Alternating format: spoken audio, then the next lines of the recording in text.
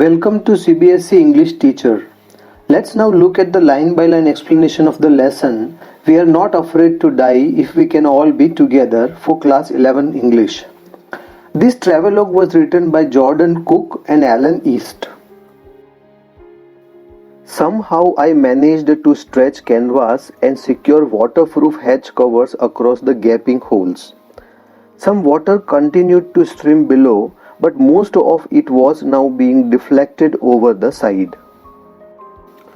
More problems arose when our hand pumps started to block up with the debris floating around the cabins, and the electric pump short-circuited. The water level rose threateningly. Back on deck, I found that our two spare hand pumps had been wrenched overboard, along with the forestay sail, the jib, the dinghies, and the main anchor. Then I remembered we had another electric pump under the chart room floor. I connected it to an outpipe and was thankful to find that it worked. Deflected means turned aside. Canvas is a strong unbleached cloth. Debris means rubbish. Wrenched means pulled suddenly or removed. Forestay is a rope to support ship's foremast, and dinghies are small boats for recreation with mast or sail. The narrator stretched the canvas cloth and secured the waterproof hatch which covered the gaping holes. Some water streamed below, and some was now deflected over the side. The hand pump was blocked as rubbish was floating around the cabins and entered it. The electric pump short-circuited. As the water level rose, the narrator found two hand pumps had been removed along with a rope, jib, a small boat, and the main anchor. He found another electric pump under the chart room. He connected it to an outpipe and it started working. The night dragged on with an endless, bitterly cold routine of pumping, steering, and working the radio.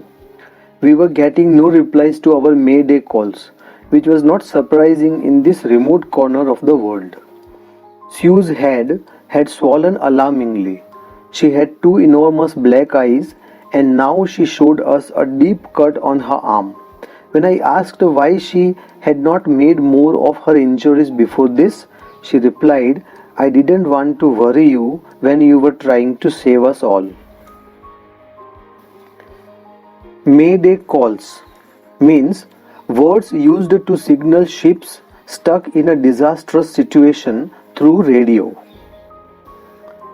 The whole night was about the three things: the endless routine of pumping out the water, steering the wheel, and working the radio.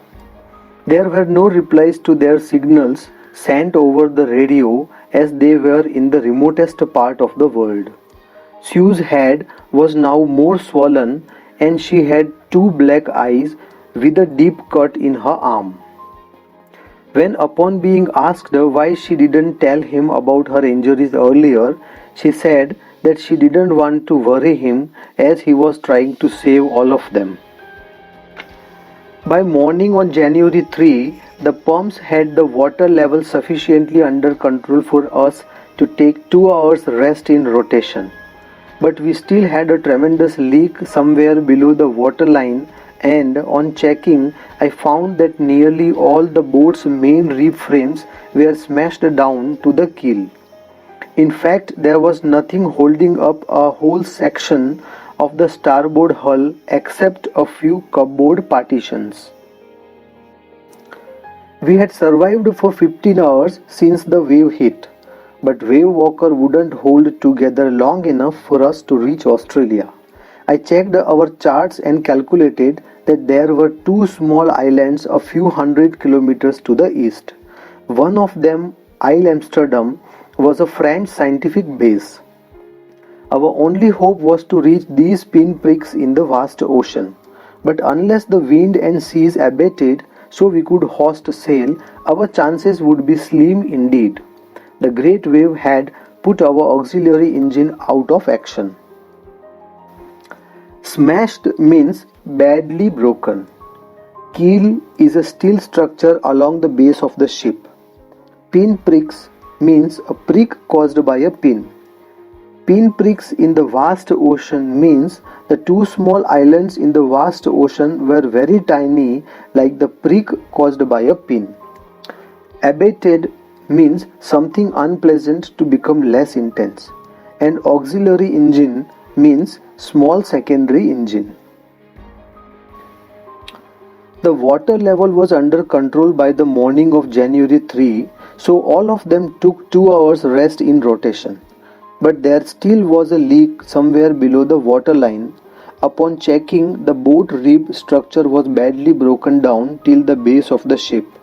The whole section of the starboard was held together with a few cupboard partitions.